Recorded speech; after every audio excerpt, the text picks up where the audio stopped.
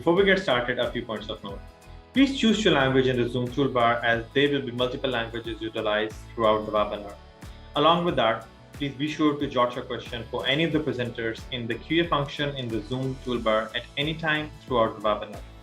We will pull all the questions during the QA segment once all the presentations are done, but do not forget to note whom your question should be directed. Welcome to Bill and Melinda Gates Institute's AYSRH In Action webinar, featuring the work our projects and in-country partners are doing in adolescent and youth sexual and reproductive health space to honor World Contraception Day. I'm your host, Joshua Delaware, winner of 2017 120/40, the new generation of family planning young leaders, and founder of Institute for Social and Youth Development from Pakistan. Usually, Gates Institute hosts this event in person every September at Johns Hopkins School of Public Health, which fortunately I was able to attend back in 2019 in conjunction of their Global Health Leadership Accelerator Training Program and Gates Institute's 20th anniversary celebration. The World Contraception Day celebration allowed us to come together to exchange ideas, to share our work, and to share our experiences and to learn from one another.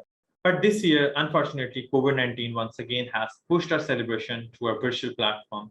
It's sad that we're not celebrating the event in person, but it does allow us to share our progress with much larger virtual audience than we all could fit into an event hall at Johns Hopkins. Advanced Family Planning, Performance Monitoring for Action, and the Challenge Initiative are here to share the exciting global adolescent and youth sexual and reproductive health work with all of us.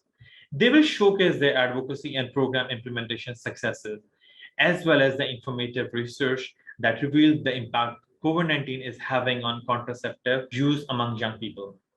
Let's start with advanced family planning. The AFP Advocacy Initiative works to elevate young people as a priority in policy changes and funding decisions in countries around the world and support youth-led organizations to become experts in strategic, evidence-based advocacy. Now, I would like to invite Ms. Sarah Whitmarsh, AFP Communications Manager, to introduce AFP's presenters and talk about what works to support youth advocacy. Thank you, Joshua. I'm joined today by my colleagues Beatrice Kwachi from Japago, based out of Nairobi, Kenya, and Kosi Izundu from Pathfinder International, based out of Abuja, Nigeria. Japago and Pathfinder are partners in the Advanced Family Planning Initiative, also called AFP. AFP is a multi-partner advocacy initiative that works to achieve the global goal of expanding voluntary, quality contraceptive information, services, and supplies. Advanced Family Planning has advocated alongside and on behalf of young people for more than a decade. This effort has resulted in more policymakers prioritizing young people in family planning policy and funding decisions, and more young people accessing contraceptive information and services. This effort has resulted in more than 70 youth advocacy wins across 15 countries, more than $500,000 US mobilized for AYSRH since 2014, and more than 50 policies that expand contraceptive access and choice for young people. In addition, we have awarded more than $1.35 million in youth-focused small grants.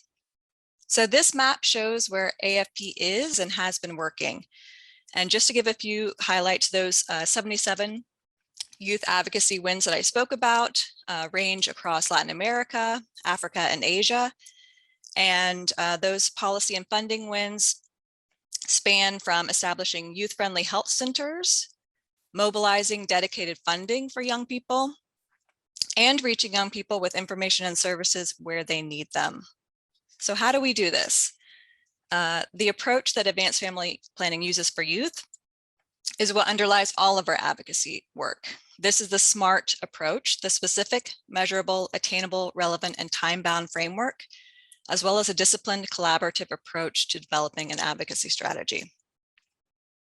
Our youth advocacy is focused, evidence-based, collaborative, and locally driven, enabling young people to identify their own advocacy priorities that meet their country's adolescent, youth, and sexual reproductive health goals and commitments. So now I will pass the baton over to my colleague Beatrice, who will share with us what that youth approach looks like in Kenya. Beatrice, over to you. Thank you very much, Sarah. And I'd like to take you through the youth advocacy in Kenya. My name is Beatrice Kwachi, Senior Advocacy Officer, Advanced Family Planning, Kenya. So Kenya, we implement 16 counties, that is subnational level out of the 40 subnationals that we have. And specifically in the area of youth advocacy, we work towards increased budgetary allocation and seeing to it that really counties put in place measures that are able to address youth issues. So as a AFP country Kenya, we sat down and were able to look into different issues that we can be able to implement. And we asked ourselves, why youth advocacy? So we came up with a way of addressing this, and we formed a multi-sectoral approach. This multi-sectoral approach that we did is that we went down to look into the issues that we can be able to address and what was driving us into this. And we realized that there was really a burden of teenage pregnancy in most of the subnational levels, the 16 that I've mentioned about. Because at national level, we have 18% teenage pregnancy burden. But for the counties that we are working in, or the subnationals, we realized that most of them are above 35 and 40. And also another thing that drove us to venture into youth advocacy is the uncoordinated multi-sectoral coordination. There are very many agencies that are working in different directions or in silos. And when I talk about agencies, I'm talking about, for example, the ministries that we have in Kenya, for example, the Ministry of Education, Ministry of Labor, the Office of the County First Lady, Education, just to name but a few. So we're able to bring them together so that they can be able to work as one. And another thing that we realized also that there was a gap in data for decision making. And as such, there was data, but it was not speaking to the decisions that we wanted to be implemented. That is why we thought of forming the multi-sectoral approach. And the benefit for this is that we can have a more streamlined and coordinated way of doing things, and also improving information and data sharing for decision making. And last but not least, to strengthen the political engagement and goodwill. So what is the process that actually we did, or why did we venture into this? Because we realized that we need to have a more strategic partnership and coalition in our country. And as such, we engage the champions. When I say about the champions, is the counties. For example, the champions that we have are the spouses, the county governors, the first ladies, we call them as such. So we build this by bringing them together with the other partners on board. And also, we are able to create a multi-sectoral technical working group. I mentioned about the agencies that are working in silos, and so we're able to bring them together so that we formed a technical working group, and we're able to form working terms, or rather the issues that we wanted to move with. And also, the process that we had was to have a data system that was speaking to the problems that we have, the data that we could use to inform decision-making in our interventions. So what are the gains so far that we realized out of this system? We realized that the development of data collection and recording tool adopted by the counties was actually something that really was going to yield more fruits, because with this data, all the agencies were able to collect and bring together the data, and we could use and even be able to hold meetings with decision makers so that we could share with them the data for decision making, and also the scale up of the multi-sectoral approach. As I mentioned, we are working in the 16 subnationals, but out of the good lessons that we have from the 16, this process has been spearheaded, or rather has been scaled. And also it enhances partner commitment and resources, because they're able to leverage resources. And as again, one of the counties, Kwale County, has been able to have an 18% increase in contraceptive uptake among the adolescents between 10 and 19 years. And also it's an evidence intervention and at the subnational level, because it has been scaled up even up to the national level. So just to number a few, those are the things that we are doing, and we'll be able to share more even during maybe the question and answer sessions. At this point, I'd like to call in my colleague Kosu from Pathfinder Nigeria. Thank you. Thank you very much, Beatrice. My name is Kosi Zundu, and I work for Pathfinder International in Nigeria under the Advanced Family Planning Project. Pathfinder International has been the implementing partner for the AFP project in Nigeria since 2015.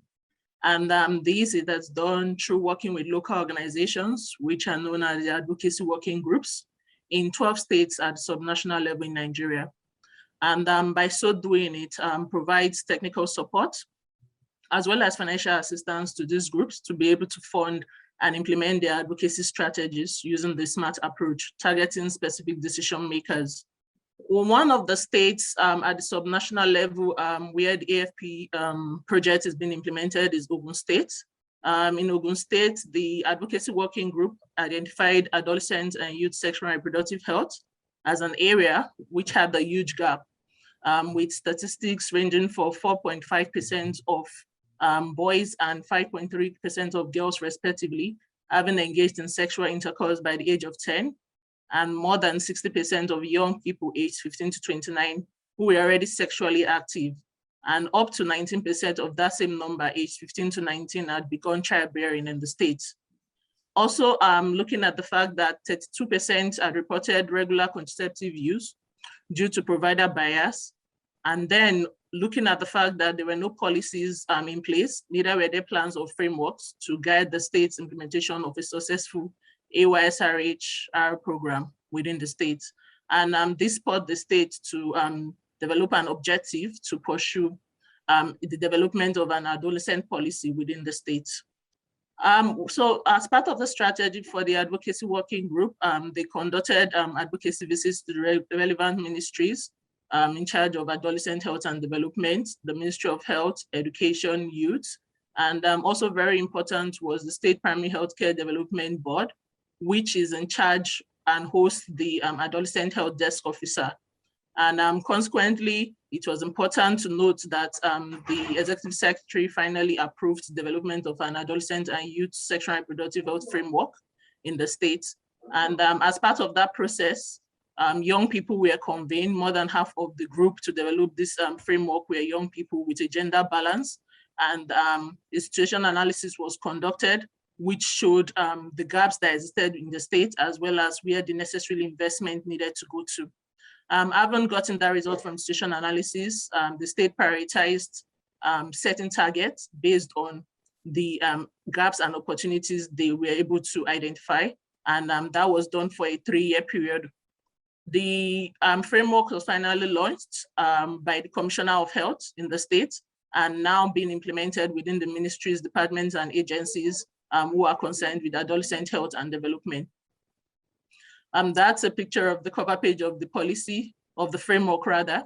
And this has also led to development within the state because based on this framework, the state was able to set a state adolescent technical working group, which is the highest body of advocacy within the state and also has a young person compulsorily as part of the leadership as the co-chair of the group.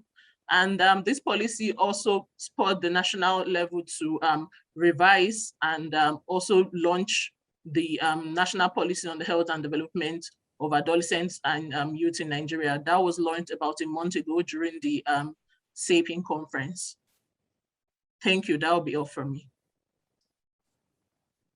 Thank you so much, Beatrice and Kosi.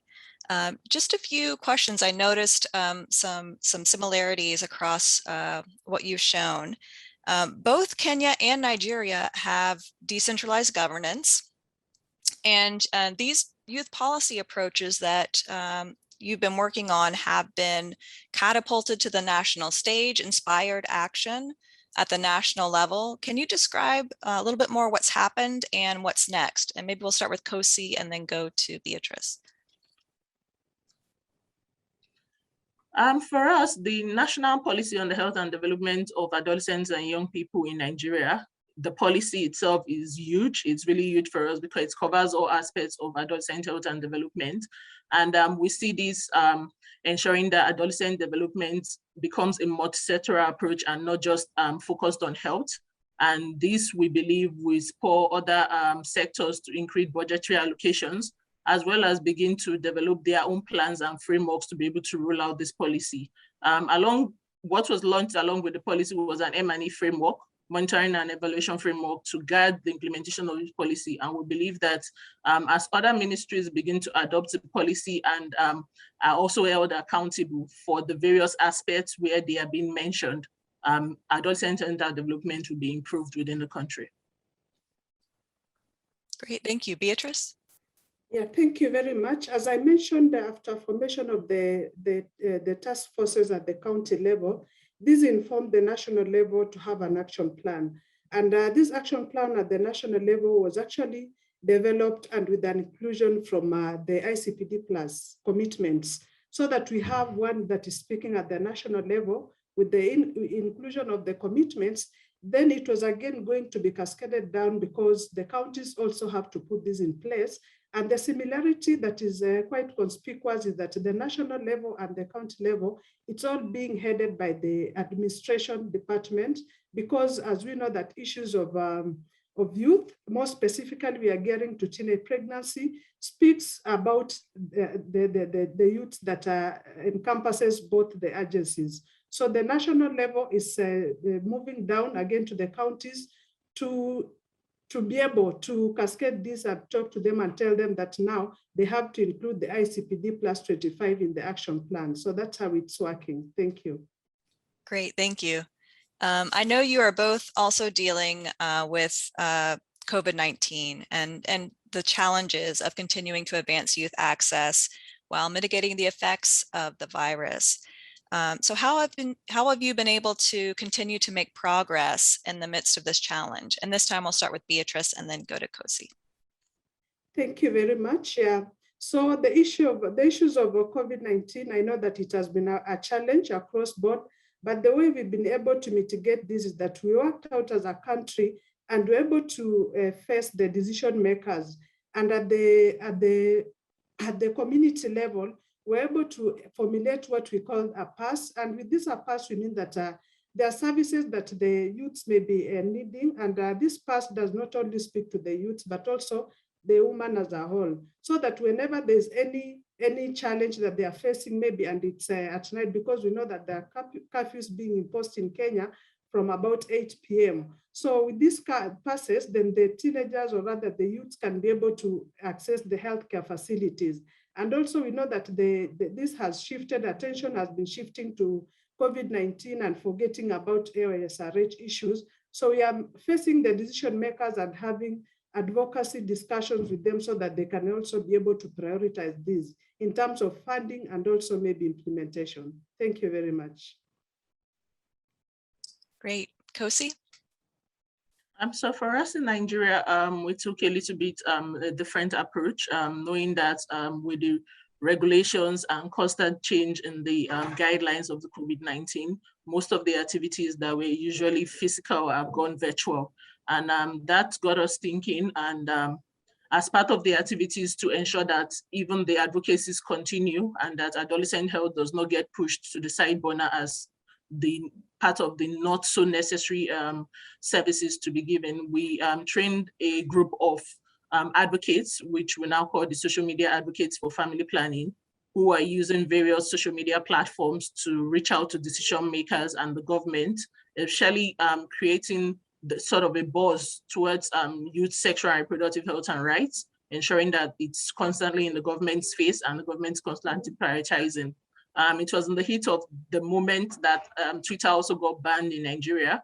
And what we have done is identifying other platforms, LinkedIn, Instagram, all of those places that we know that decision makers could be engaging and also trying to create visibility for themselves, and sort of requesting and ensuring accountability discussions happen in those platforms so that the governments are always on their feet and ensuring the implementation of adolescent and youth sexual and reproductive health guidelines within the country.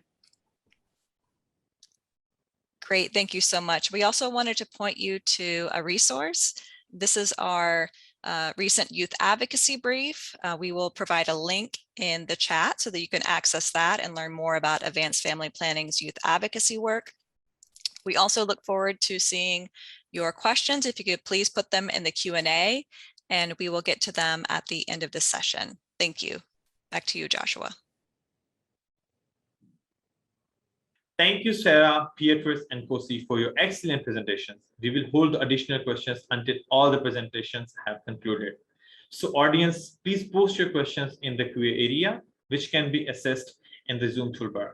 Please do not forget to include who you are addressing your questions to. Now let's move to Gates Institute's Performance Monitoring for Action project. PMA is fueling a data revolution to guide family planning programs to help inform and drive policy and program changes around the world in the area of sexual and reproductive health, COVID-19, maternal and child health, women's and girls' empowerment. The high quality, locally owned data that PMA collects and quickly turns around helps decision makers to understand what is working and what is not working, which enables the decision makers that are more sensitive and responsive to evolving needs. Dr. Peter Gichangi is the country director and director of science and research at International Center for Reproductive Health Kenya, which collaborates with University of Nairobi on broad areas of HIV, gender-based violence, family planning, and reproductive health. Dr. Gichangi is a principal investigator for the Performance Monitoring for Action project in Kenya and will be talking about research focused on contraceptive dynamics among adolescents and youth during the COVID-19 in Nairobi, Kenya. Okay, so thank you. I would like to share with you contraceptive dynamics during COVID-19. This is a longitudinal mixed methodology study among adolescents and youth in Nairobi, Kenya. This study started in 2019 when we did our first round of the baseline. We interviewed about 1,357 adolescents and young women aged 15 to 24 years. We followed that in August to October 2020, that's round 2, and round 3 was in April to May 2021. Both rounds were remotely done, meaning we used phones to be able to conduct those interviews. For the same cohort, we had monthly text-based mini survey between November 2020 and March 2021.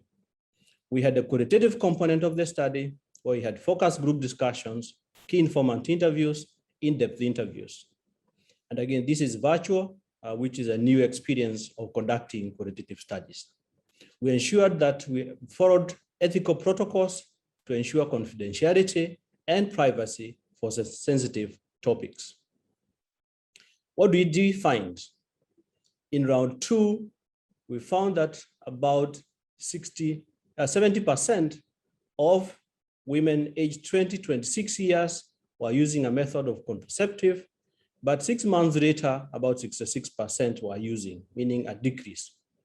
For women 16 to 19 years, we had about 61% using contraceptives, and by 6 months, these had reduced to about 53%. Within a short period of time, we are seeing very major changes in terms of contraceptive dynamics for these young women. The key thing to note is that this data is only including women who had unmet need and were sexually active. What are some of the reasons why adolescent and young women use family planning? We see principally they are using family planning to prevent pregnancy with its known consequences like ending studies. They don't want to have abortions. They are either not committed with their partner to have a baby, or they are, can be ashamed of pregnancy, adolescent pregnancy rather. They want to prevent diseases, particularly when they're using condoms. Also peer pressure. The quote there shows peer pressure as a reason for use of contraceptives. But you also note that myths and misconception continue to act as a deterrent to uptake of contraceptives. What do we see as a method mix over the 6 months period of time? What we see is that for 16 to 19-year-old, they are principally using coito-dependent method. Second round, about 80%, and third round, about 77%. If you look at use of long-acting reversible contraceptives, it's very small compared to women 20 to 26. Again, this is expected. This group is a group requiring longer-term methods. And so if you look at 20 to 26 persons, you find that 62% were using coito-dependent method, and in 6 months' time, this had reduced to about 59%. Clearly, this is depicting what is expected of adolescents as you transition from where you require short-term methods to long-term methods. This is a particularly important slide. Where do people source contraceptive methods? This is for young women and adolescents. And you see here principally pharmacies, which are shops selling medications or medicines, and public sector are the two principal sources of contraceptives. And we see the pharmacy component is quite large for both young women as well as adolescents. And this is important because if you're looking at only stocking contraceptives methods in public facilities, then you'll be missing a large portion of adolescent and young women. In terms of changes over time, we see that by round 2, about 63% of women who are sexually active and in need of contraceptives were using a method, but to note, 14% switched the method while 11% discontinued. That makes about 25%, 1 in 4 of the women are discontinued using a method. To note is that of the 37% who are not using a method, by 6 months' time, about 12% had adopted a new method. This is for women. When you look at men, the same scenario is repeated.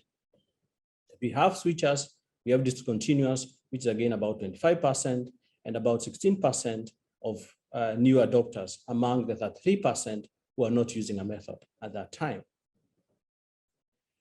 The fact that we have 2 time points is important because we are able to tell the dynamics at method level. And what we see here is long-acting reversible contraceptives, about 14% in the round 2, and by around end of round 2, 19% were using a method. So moving from 14 to 19%, a 5% change.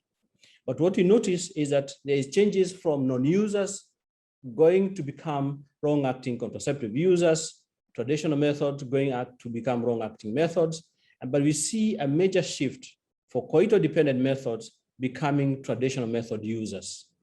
And the same, we see that a lot of non-users become coito-dependent users. And the same pattern is replicated for young men. During COVID-19, we noticed that about 40% of male users and 35% of female users experienced some difficulties in accessing contraceptives. And the major reason for the major barrier indeed was fear of getting infected with COVID-19 at the health facilities, which was about 20%. A few reported an affordability of health services, health facilities or doctors' offices being closed or unable to access services due to government restrictions. 6 months later, we see a huge change from 40% to 18% for men, from 35% to 21% for females. Again, the reasons remain the same, but we see a significant change, over 50% reduction in the number of persons who reported fear of COVID-19 at health facilities as the reason why they had difficulties in accessing services.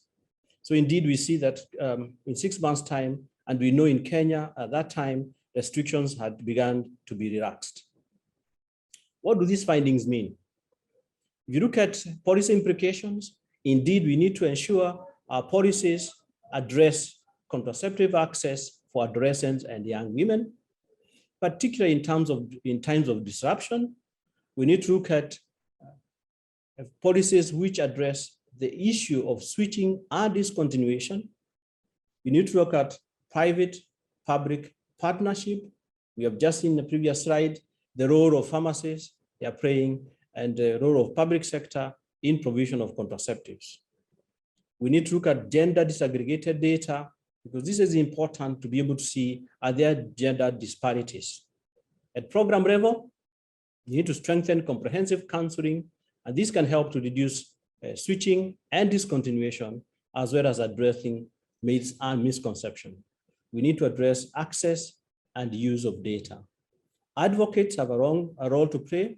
They need to advocate for programs which are going to increase access and use of family planning for adolescent and young women. With that, I would like to thank you, and you can be able to reach us on the contact listed. Thank you so much, Peter, for that very informative presentation. Lastly, we will hear from Gates Institute's The Challenge Initiative project. Through its business unusual model, TCI offers cities a proven pathway to sustainably scale high-impact family planning programs for urban slum population that have been shown to work. Funded by Bill and Melinda Gates Foundation, Bayer AG, and other donors, TCI supports city governments through its 5 regional hubs in East Africa, Francophone West Africa, India, Nigeria, and the Philippines. And it's currently supporting 111 cities in 11 countries in Africa and Asia. Of these, 39 cities have a distinct focus on adolescent and youth sexual and reproductive health programming. That covers a total population of nearly 45 million, of which 4.5 million are youth aged between 15 to 24 years. While TCI AYSRH provides a blueprint, the success of these programs is wholly grounded in local ownership. The local governments designing, implementing, adapting, and monitoring intervention based on the needs of their youth population.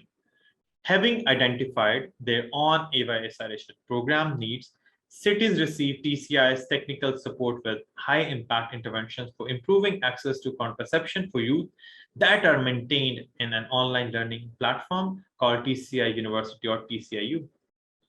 We have 6 TCI AYSRH supported panelists representing the 5 hubs here today to provide a brief picture of how improved contraceptive access for youth is facilitated by TCI AYSRH supported city government interventions.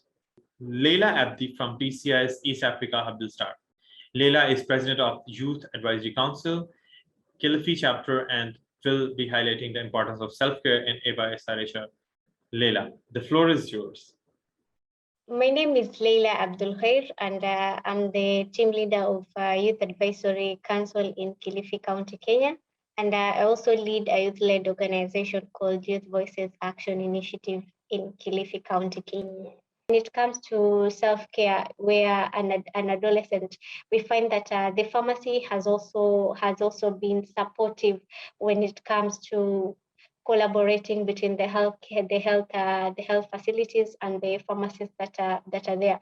They have been supportive even in having data driven, and also giving provision of data, and also making able to actually tell us how many young people have been accessing family planning, and even themselves, they've been at the forefront in actually providing young people to make informed choice, and also giving them the aspect of self-care interventions.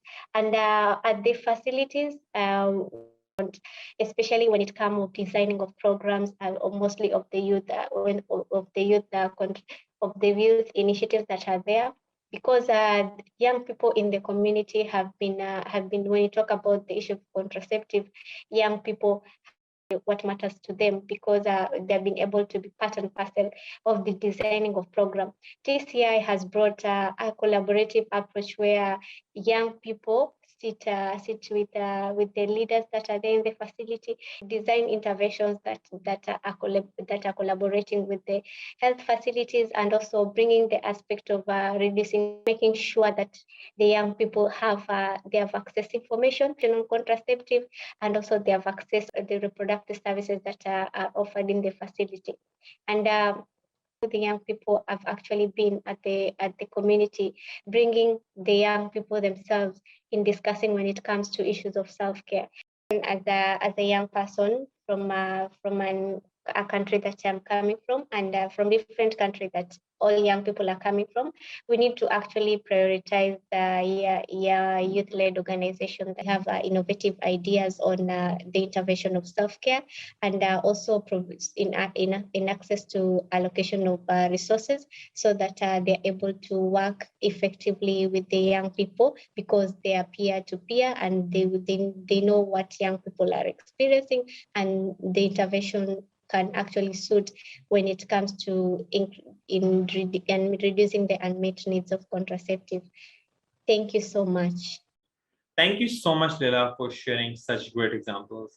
Now we have Armand Guhe, the president of June Leaders Transformationals of UCOS and Benin, to touch on youth engagement. Armand, the floor is yours. Les jeunes leaders transformationnels ou JLT sont des jeunes engagés dans le plaidoyer pour la promotion de la planification familiale et pour la santé sexuelle et reproductive des adolescents et jeunes en Afrique de l'Ouest francophone. Ils sont présents dans 12 villes appuyées par TCI et se sont constitués en des associations nationales reconnues qui se sont regroupées en une fédération ouest-africaine des jeunes leaders transformationnels. Moi, on m'appelle Armand Guéhou, je suis le président des jeunes leaders transformationnels de l'Union des communes du Zou, UCOS, un nom qui nous est bien familier à TCI. Et comme vous le savez, UCOS est au Bénin. Je suis aussi le secrétaire général de la fédération des GLT. Dans les villes du Bénin, notamment l'UCOS et Cotonou, les prix des méthodes contraceptives et services de planification familiale étaient très élevés, disparates d'une zone sanitaire à une autre et d'un point de prestation de services à un autre, qu'il soit public ou privé.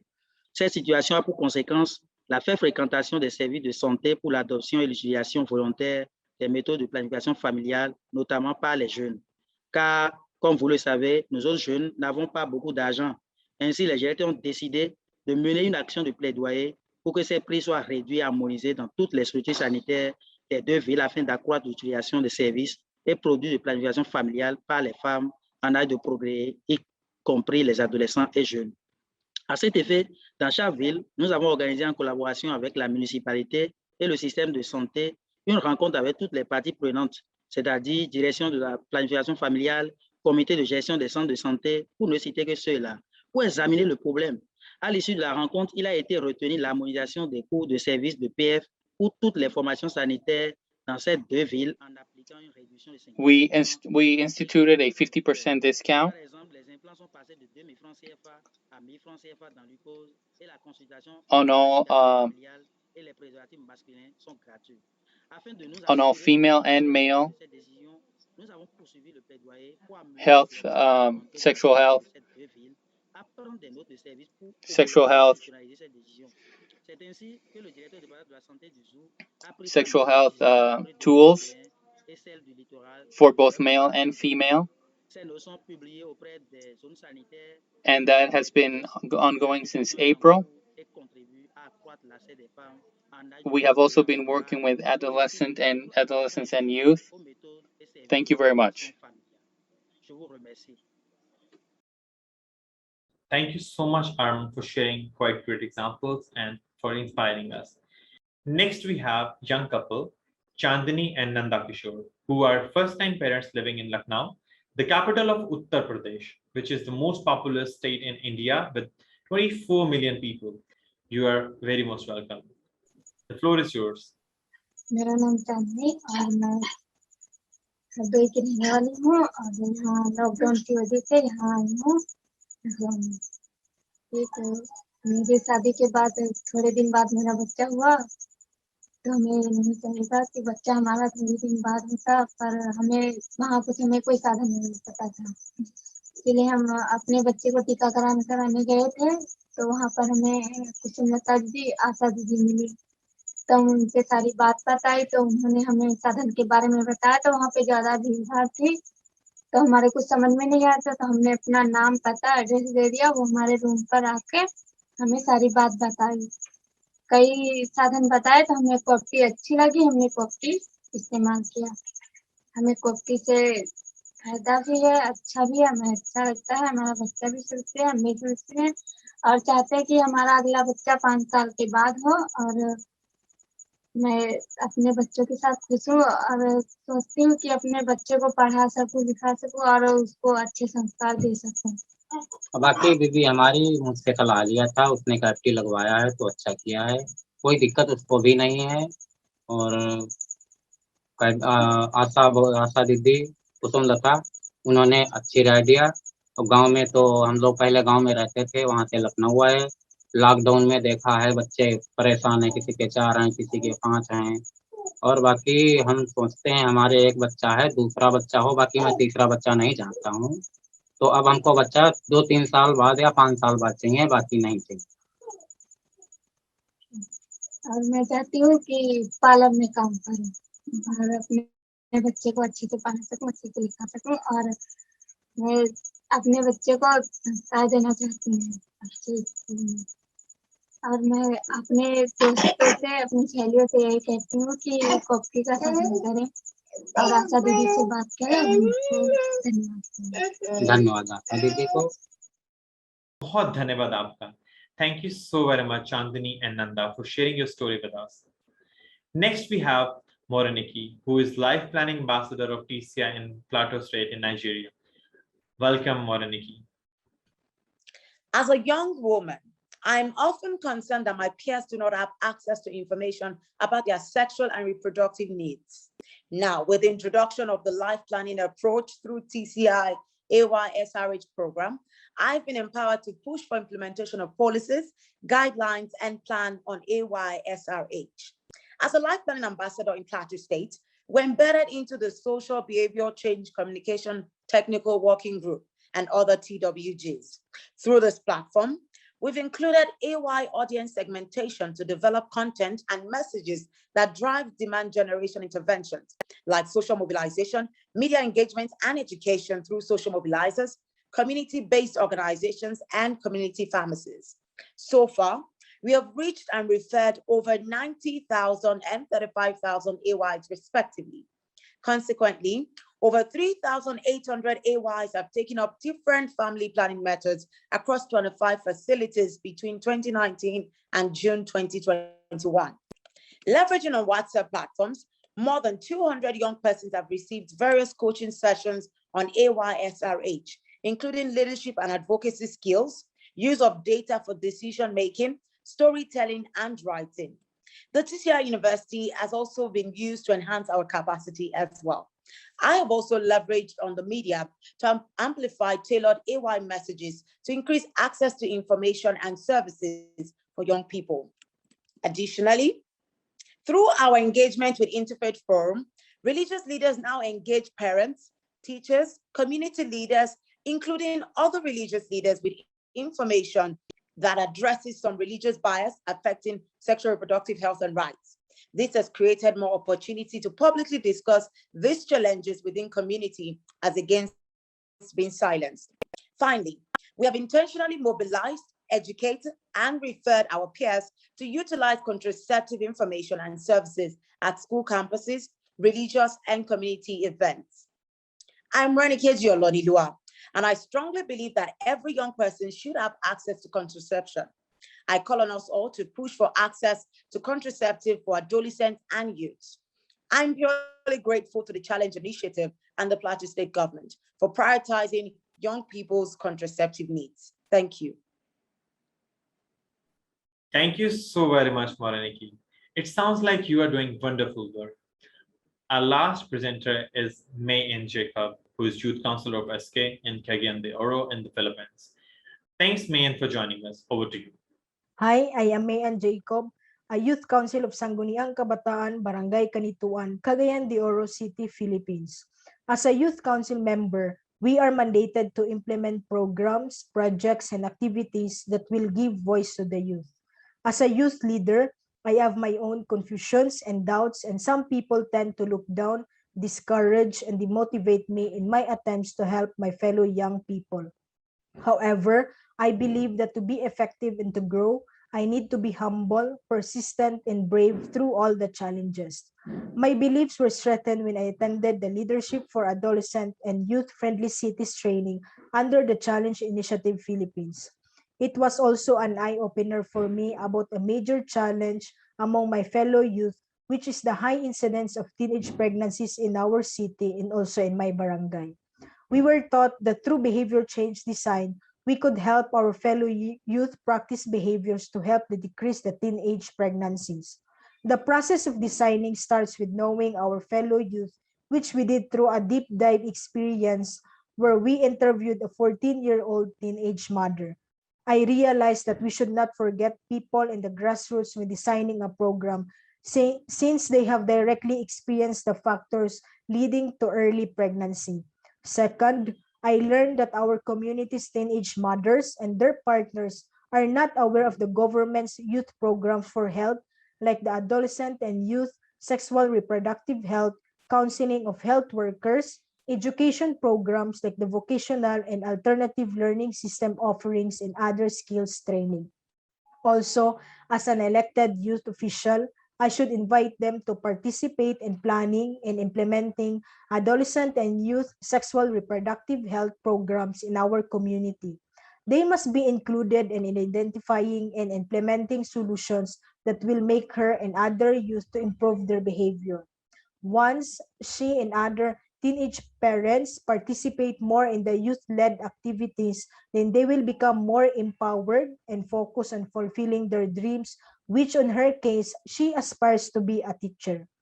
Health workers should be ready to identify their needs through a deep dive and should actively provide counseling to her and her partner in order to prevent another pregnancy.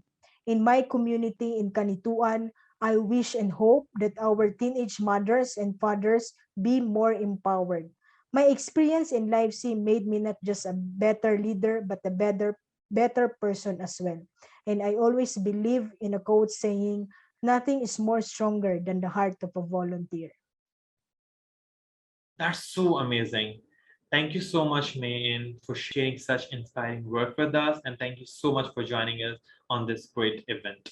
So I would like to invite Ms. Krishna, AYSRH Senior Technical Advisor, who will tell us how TCI is planning to continue its AYSRH work in their next phase. So Ms. Krishna, the floor is yours.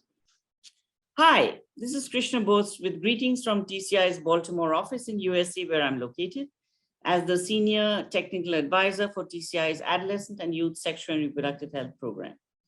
I will be calling it the AYSRH program. You all have had the opportunity of hearing directly from the talented and committed youth who actively engage in supporting TCI's AYSRH programs in countries from across our 5 hubs in East Africa, in Francophone West Africa, India, Nigeria, and the Philippines.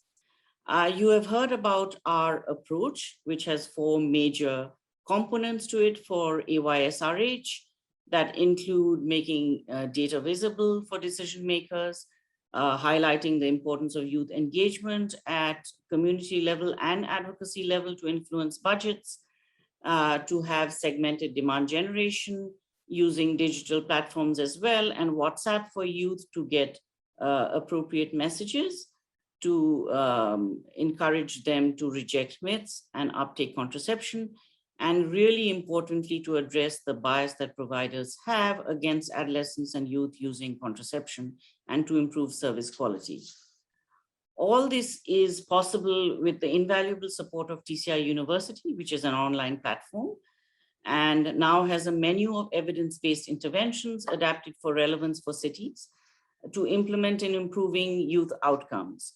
These include public-private partnerships, even with pharmacies that youth love going to facilitate quality improvement with checklists for rapid application during the routine supervisory visits of the Ministry of Health, and with innovative coaching models as part of whole site orientation to facilitate facility-wide respectful and non-judgmental contraceptive provision for youth, as well as to have communities support youth and particularly gatekeepers in accessing the contraception that they need.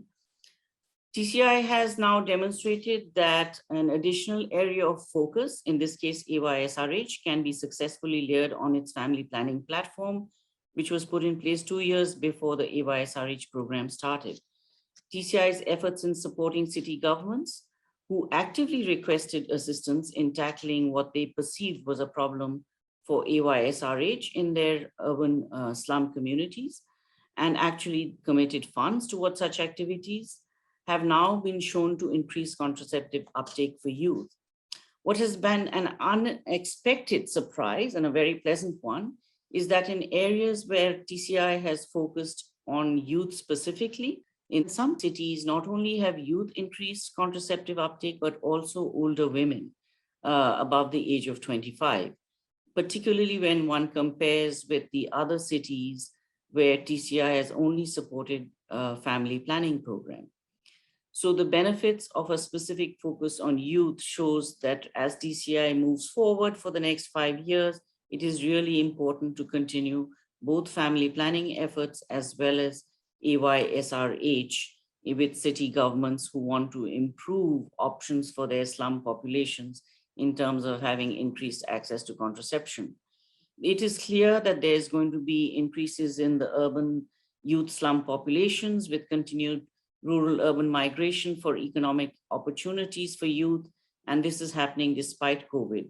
So TCI Next Gen, for the next 5 years, will benefit from the valuable and practical lessons learned from TCI AYSRH over the last 3 years, since the burgeoning youth populations of Africa and Asia will still need this support.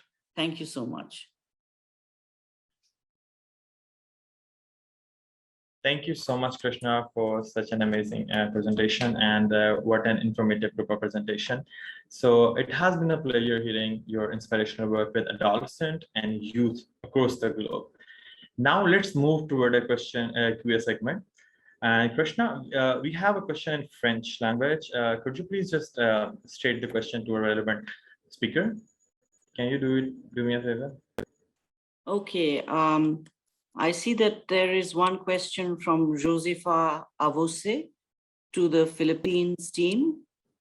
And what he's asking is that when you deal with adolescents who are 14 years old, what are the rules in the Philippines and the laws regarding dealing with minors who are pregnant?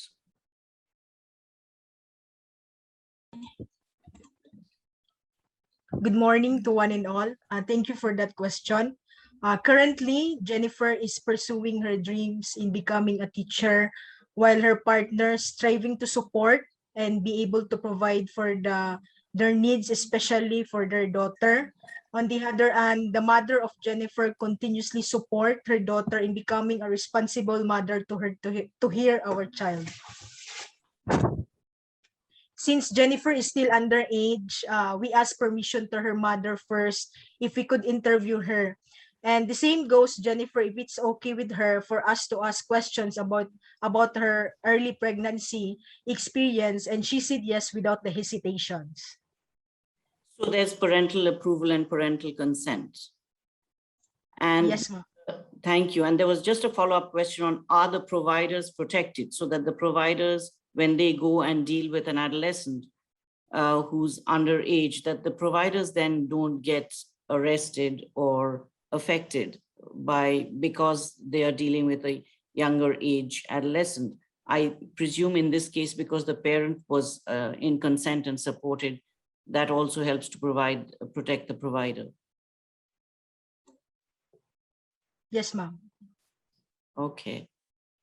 Josefa, questions answered? C'est bon?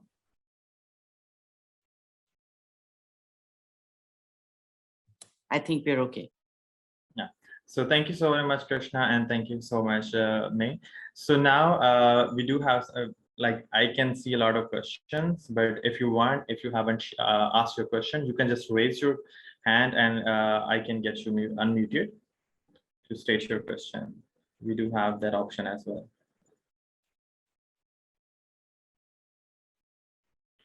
Okay, no problem. So let's move towards the questions we have received till now. So the first question is for AFP panelists. So Kosi and Beatrice, this question is for you. Having worked alongside with young people for so long in Kenya and Nigeria, what value do youth ambassadors bring to your advocacy efforts?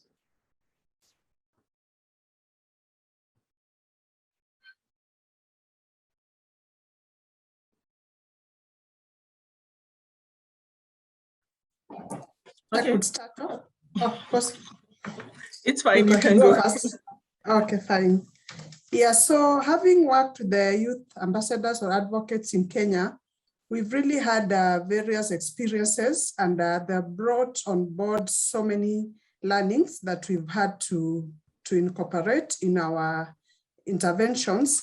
And just to mention but a few is that the issue of collaboration and participation, involvement of the youth themselves brings in the aspect of ownership, and they feel that they are part of the discussions that are really going on. So they're really enthusiastic to share their issues and all that. So it brings in the issue of why are you leaving us behind? Because that has been the question all along, that the youths are not being involved. So for working with advocates, we're able to have advocacy discussions so that the youths are on the table, they're able to bring in their issues and we're able to discuss as such. And also it fosters relationships among the youths and the advocates. As I mentioned, if they're included, then that relationship is actually mutual. And anything that they are facing, any challenges, they're able to bring them out and speak out so that amicable solutions can be found, so that even when interventions are being worked on, they're actually interventions that are addressing the key issues that they are facing, not just table or boardroom discussions, but going down to feel and see what they have to talk about. Thank you. Thank you so very much. So next, yeah. So for me, I think young people bring a unique touch to the advocacy work we do in Nigeria. I mean, who better to work on their issues except the young people themselves? And this touch oftentimes spurs decision makers to action, in that they get to hear firsthand from the young people who actually benefit, or rather not benefit, from the interventions, both their merits and their demerits. And getting a young person getting to speak about their issues and also sitting on the seat of decision making oftentimes challenges the decision maker who is of the older generation to make action and to do things that they are meant to do. So I think that's the specific touch that working with youth advocates actually bring for us in Nigeria. Perfect. Thank you so very much for the great answers. I hope the person who questioned these must have received the answer. So now the next questions, we have a few questions for Peter. So Peter from PMA, these questions are for you. And the first question is, why are you looking at young women, particularly in Nairobi country, rather than other areas as well? Yeah, thank you, Joshua, for that question. Young women, adolescents and youth are of particular concern for programmers in this country, because we know that their health indicators tend to be worse than older women. And we also know that particularly adolescents, they have challenges in terms of access because of structural and cultural constraints. And Nairobi being the capital city of Kenya, it was important for us to see and feel what is the situation of young people like for those in Nairobi. And so with that particular population, then we are able to say, is that similar things happening? And I think from Beatrice Kwachi and others, we are seeing very similar pattern of what we're seeing in the city being replicated elsewhere. So that is what informed for us to be able to say, yes, with the hidden behavior, with the hidden, in terms of limited access to services, how can we unravel that? And by this study, we have been able to understand much more comprehensively what the issues are for young people and what we need to do for young people. Thank you, Joshua. Thank you. And now, Peter, there is another question. So what is next for your research, as you have 3 times points and a very valuable cohort that will continue to let us know how young people are being affected? Yeah, thank you, Joshua. So this, the implementation of this study was with young people, and we have continued to engage them. For the next steps, we would have wished to continue to maintain this cohort of young women, but unfortunately, our funding has come to an end. So we are now in the process of soliciting for grants and for any individuals or any groups who may be interested in maintaining this particular cohort. Because over time, we know that there are a lot of runnings to be run, particularly when you look at COVID, and there was a question about COVID. We know the dynamics, and you have seen what is happening in terms of their contraceptive use because of COVID, the restrictions, and we could have shared much more, but because of the limitation of time. So we would have liked to have this cohort maturing, and for us being able to track what are happening to these individuals as they mature from young adolescents to mature women. And also for mature women, what are those transitions in life which happen for these individuals? And how can we learn from those lessons to be able to say we can mitigate for consequences of pandemic, we can be better prepared. I must say, as a country, we were quite prepared in terms of rolling out of essential services, the ministry quickly put out guidelines to ensure that individuals could continue to get services. But for me, the prayer is if we can find support to be able to maintain this cohort, then we would have really a chance to continue to run from this particular group of people. Thank you, Joshua. You're welcome. And a very last question from you. So you have shared a number of your quantitative findings, but what are some of the key highlights from your qualitative findings? Thank you, Joshua. Indeed, there are quite a number of runnings from the qualitative component, which I must emphasize again. We are very lucky that technology has allowed us, even in the midst of COVID, to be able to conduct qualitative studies. Some of the things we have run, for example, when you come to how do you access contraceptives, there is dependence of the woman to the man, particularly for coito-dependent methods. But also we found that people have to make a choice. If you have 50 shillings, Kenya shillings, which is about I think half a dollar. Half a dollar is 50 Kenya shillings.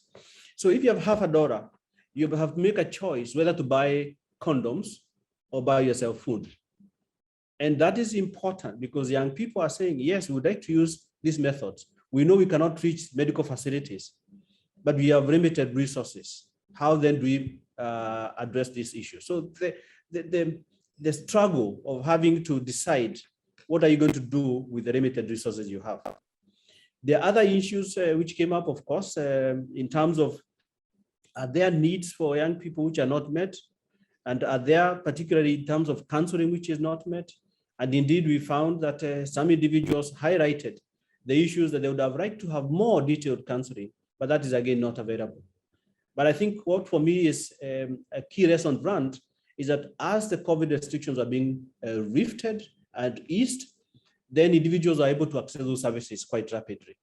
So indeed, there is a lot of rich data we have because it's a spectrum from mental health issues, how they affect young people, how their household income is affected.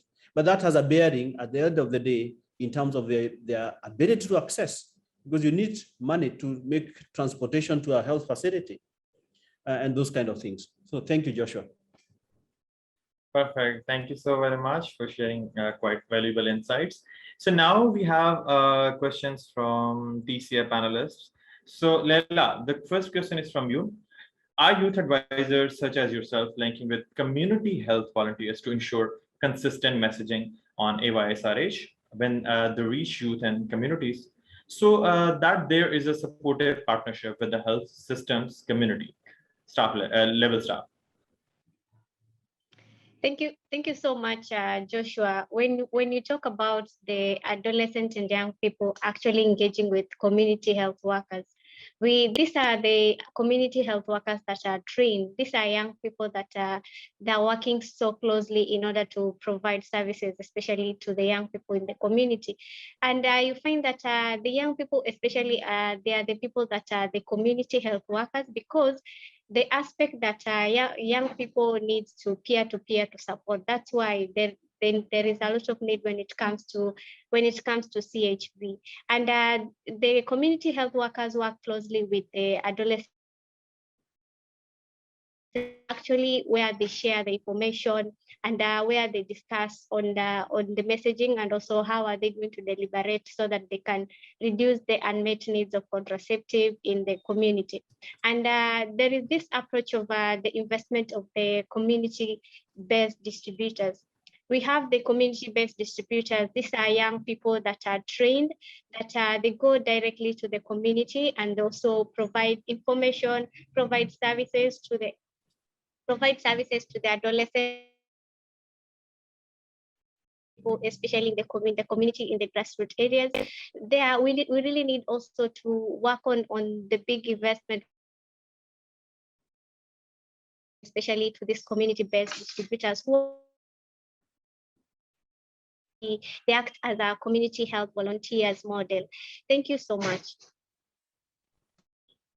Thank you so very much. Now I would like to invite Ms. Krishna to ask a few questions from admin. We have a few questions from admin as well, from the big audience.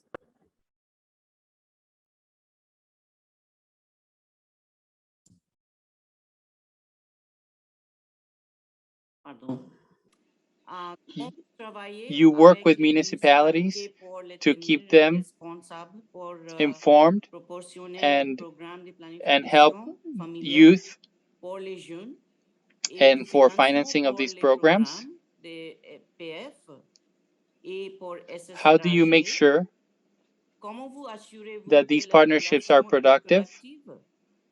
And how do you make sure that government workers don't feel threatened by your advocacy? Monsieur Armand, comment vous assurez-vous que les fonctionnaires publics ne se sentent pas menacés par les plaidoyers? Ça peut être. The answer should be translated. People can hear the Okay. answer in English. Thank you very much. As it relates to our advocacy work, we understand that the concerns of government workers are compatible with our work. So we seek them out and we reassure each other. They receive us and they welcome us.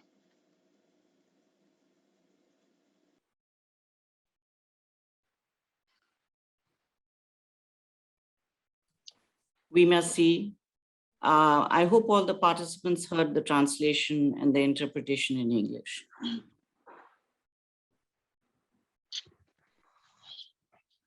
Perfect. So, Ms. Krishna, is it done? I'm sorry, I couldn't understand French. Yes. He answered the question. Perfect. Thank you so much, Armand. So now we have a question for TCI AYSRH India team.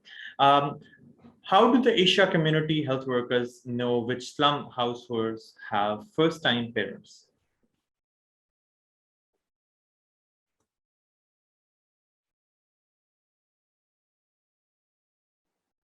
Hi, I'm Devika, and I lead the AYSRH program for TCI India Hub. So nice to be here and meet everybody. So with respect to your question now, so ASHAs are typically the community health workers, and the community health workers do collect a lot of data with respect to the community. They list the eligible couples, they have a list of pregnant women, they have a list of children who are due for immunization. But most often this data does not translate into a decision for them. It stays as data in the book. So that is where TCIHC made the difference. They coached. So the TCIHC model is about coaching for sustenance. So TCIHC coached ASHAs to use this data to make powerful decisions. So what we did was we helped them to look at the data they have from their health registers and disaggregate these data as young women who are first-time parents, 15 to 24 years, women who are 24 to 29 years, 29 years and above. And once they got the listing of their first-time parent, then we helped them classify them as users and non-users, help them understand under users who are using short-acting methods or using long-acting methods. And once they got this list of non-users, then we help them make a planned journey cycle. So their work begins with going, to every household and meeting the women there. So most often these young first-time parents are invisible. They are not met, they are not spoken, they are not counseled. So we helped ASHAs to make this decision of making a journey cycle where they prioritize young mothers who are non-users, meet them, talk to them, probably alone or probably as couples, maybe address and allay their fears about contraceptives, talk to their gatekeepers, their mothers-in-law, sisters-in-laws, and other family members, sometimes religious leaders also.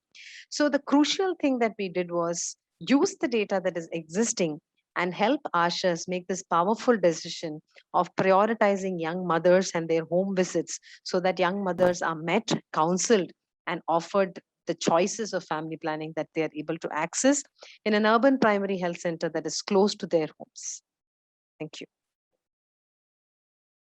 Thank you so very much. And I think that's quite important. And TCI and ASHA are doing quite important work because these stakeholders are quite important to be engaged if you want to achieve the family planning dynamics and if you want to strengthen the awareness properly.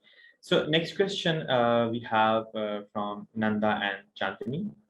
Let me just read it out and maybe I'll be able to translate it.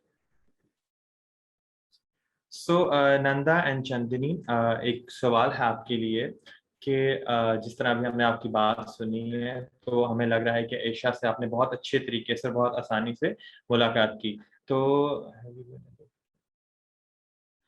आपको क्या लगता है, आप हमें बता सकती हैं कि आपके अलावा आपके कौन से ऐसे रिश्तेदार हैं या ऐसे दोस्त हैं जिन्होंने आपके अलावा एशा को जो है वो रीच आउट किया हो या एशा के साथ राब्ता करने की कोशिश की हो, जिस तरह आपने एशा से बहुत ज़्यादा फ़ायदा लिया, कुछ नॉलेज लिया और अपनी फैमिली में फैसला लिया फैमिली प्लानिंग के लिए।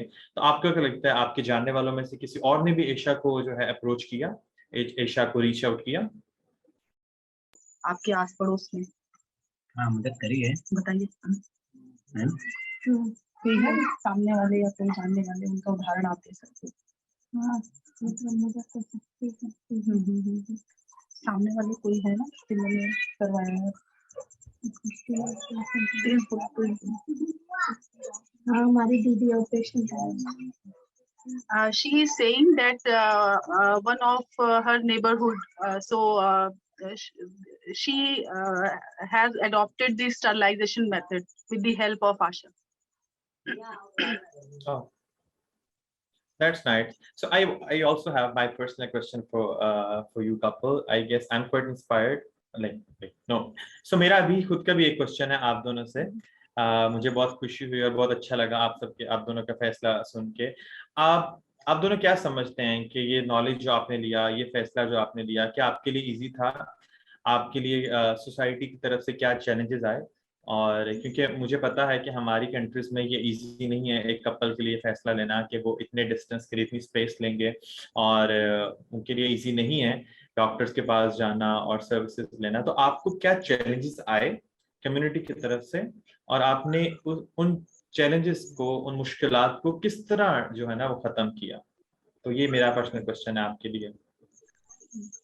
आप पूछ रहे हैं, क्लियर हुआ सवाल? वो ये कह रहे हैं कि आपने जैसे प्रॉपर्टी यूज कर रहे हो तो कुछ समस्या आई होगी इस्तेमाल करने से पहले, हो सकता है आपके घर वालों ने अपोज किया हो कि अभी से एक बच्चा क्यों सोच लिया, है ना? तो वो क्या मुश्किल आई और आपने कैसे उस मुश्किल को दूर किया?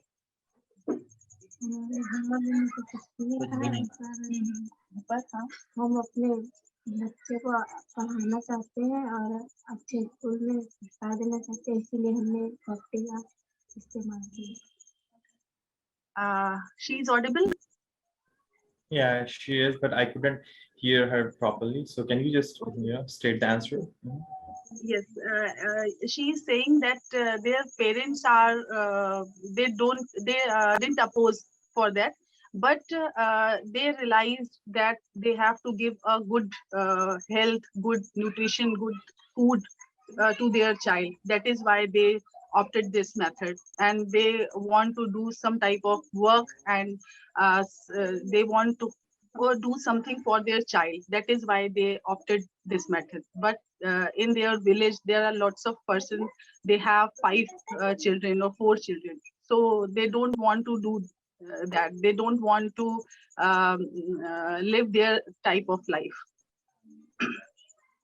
परफेक्ट। एक सजेशन ये है कि जैसे आप दोनों ने जो है ना इस तरह काम किया और आप दोनों ने ये फैसला लिया, एक सजेशन मेरी ये कि आप ये नॉलेज को ज्यादा से ज्यादा आगे लोगों तक पहुंचाइए।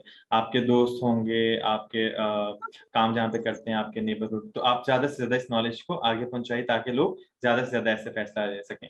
So now I'm gonna translate the question I have received. So the question I asked from Nanda and Kishore, that they made the decision for family planning and for proper spacing, for the good health, and for giving good education facilities to their child.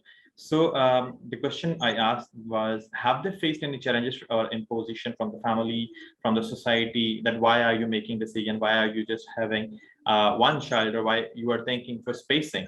So they said that fortunately their family were not imposing any decision on them, and they themselves, with the support of and with the having proper counseling of Asia, they made that decision that they need the spacing and they need proper family planning to give proper education to their children, and so that they may live a happy life. So yeah, this is it. So now moving on again, बहुत ज़्यादा धन्यवाद आपका Nanda and Kishore. Thank you so much. Chandni and Nanda, sorry. Thank you. Okay, so moving on, next we have a question from Moreniki.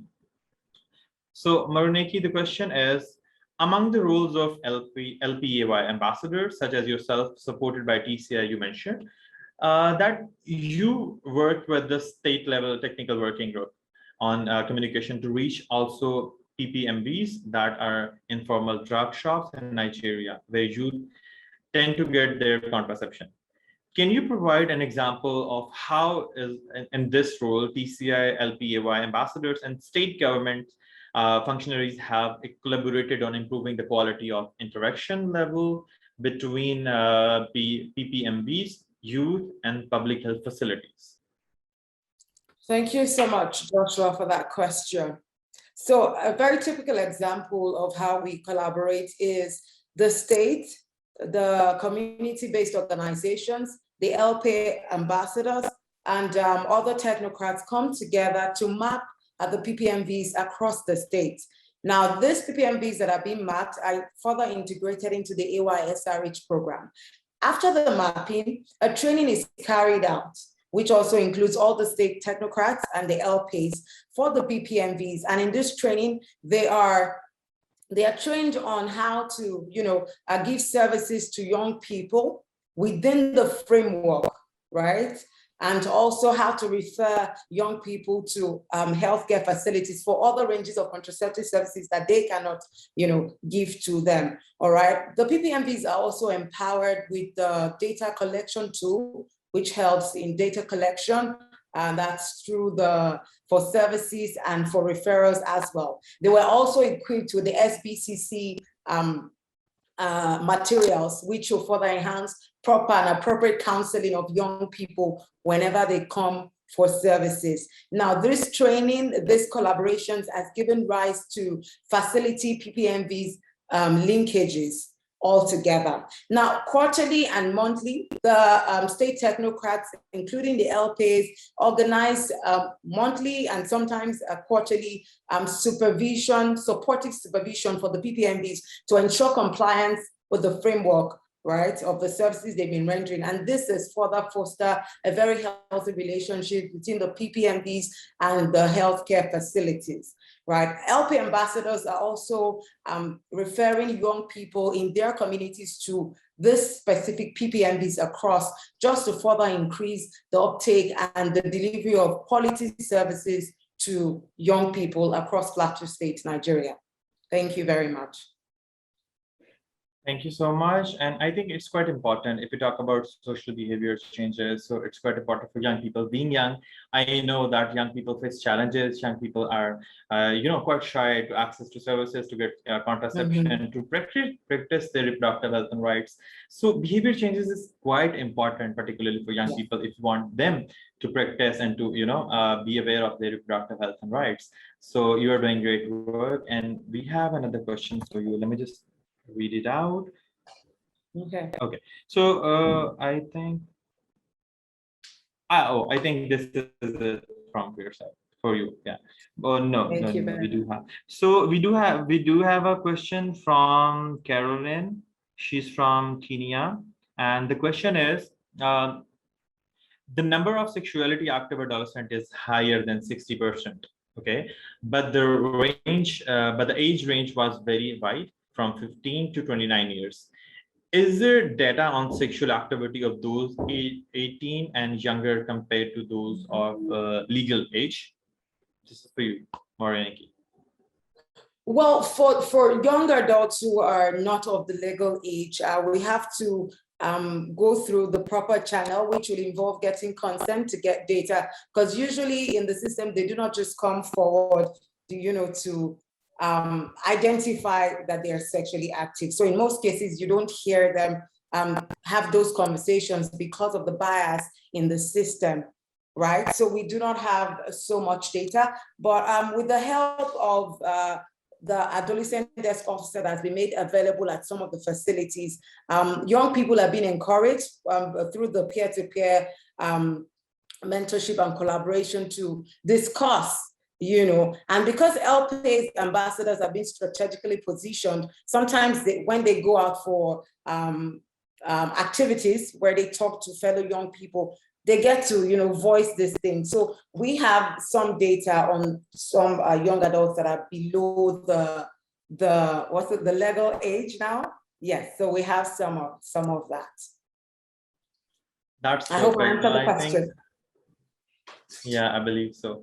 So according to me, I think it's quite important, and it's quite a great initiative, engaging young people as ambassadors, because I think in our countries, in our areas, peer education is quite common. Young people get the knowledge from their peers rather than, from institutes, from educational institutes, from their parents. I guess having peers is the source of our adolescent and young people to get education from and information from. So it's up to us to provide right information and to have them having proper information rather than having inappropriate education, inappropriate knowledge, because this could make them, and this which is making them to make unhealthy decisions. So I think this is quite important and this is quite good. So thank you so very much for the questions. So now we have so now we have two participants who I can see their hands. So Anthony, you have a question. Okay, so we are just gonna unmute your, and you can unmute yourself and you can just throw your question. Okay, so thank you so much, all the panelists and all the speakers, for being with us, and thanks to all the participants.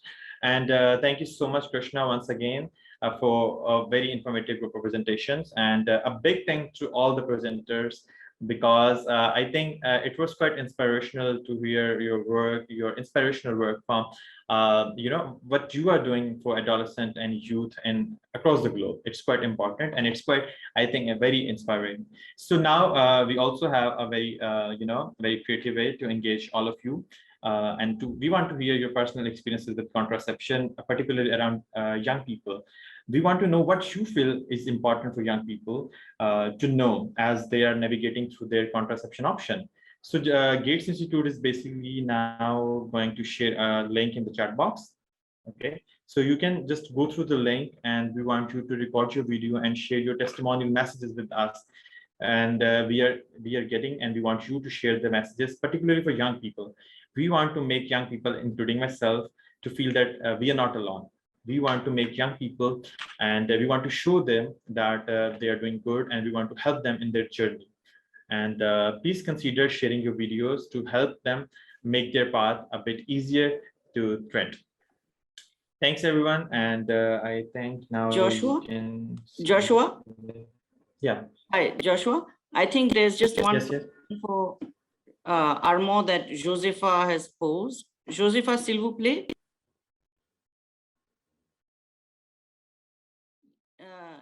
Il y a une question pour Armand.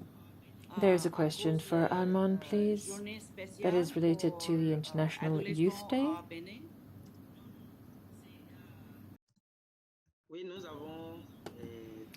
Indeed, we have a special day for the adolescents and the youth in Benin, at Lucos. And this is the fruit of an advocacy. Like you all know, the youth and adolescents can go to their healthcare facilities practically every day. All our students are free mainly on Wednesday afternoons and weekends. So in order to facilitate the access to these health centers for the youth, we have discussed it with Director of Healthcare in order to institutionalize the Wednesday afternoons of every week as a day for the youth, in order for them to go to the health centers and for them to be welcomed and provided all the necessary information that they need. To show you a copy of the service note that we have endeavored to make a success, we can now officially say that the Wednesday afternoons are dedicated to the youngsters and the youth. Right now, we have the authorization to mobilize services and resources around schools for youth who need the services. We call this activity the marketing approach of our Wednesday evenings. Allow me to just raise a note. The first note is that the youth participate also in these special days since the beginning of the programs and since the beginning of their integration. More precisely, we also have developed with our different municipalities the purchase of contraceptive methods and using the supervision of different associations to help with the orientation of the youth on their work areas. We have developed this special day. We help the youth to develop digital campaigns amongst the 12 cities of African Francophone countries. We have created different pages on social media like WhatsApp, Telegram, Facebook, Twitter, etc. with TCI, and we have developed these different networking platforms in order to facilitate the sharing of information. The messages that have been shared help animate the different groups and the supervision of the youth and recruitment of new members to this campaign. Following this, the youth have been reached out to, and we have increased the platform of TCI.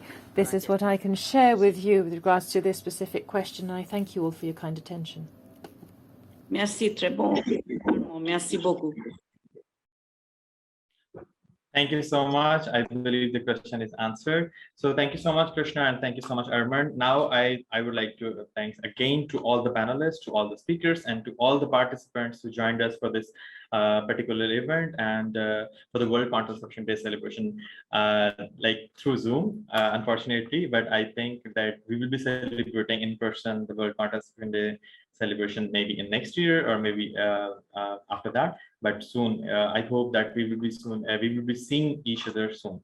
And we will be re-airing this webinar on the official website of Gates Institute at gatesinstitute.org on the official day of World Contraception Day celebration. And we will also be linking out to it from official website of 120/40 and 2020 International Conference on Family Planning. And again, thank you so very much and happy World Contraception Day in advance. And let's continue working on engaging young people and adolescents on sexual and reproductive health and rights, because if we want, then no one will. So this is our time and this is our need basically that we have to work. So thank you so much from my side and on the behalf of Gates Institute. Thank you so very much everyone for joining us and giving your precious time to all of us. Thank you. Well done, Joshua. Thank you. Thank you. Thank you to all our panelists. Thank you. Thank you. Bye-bye. Very much, everyone. Bye. Bye-bye. Bye. Thank you. Bye, everyone.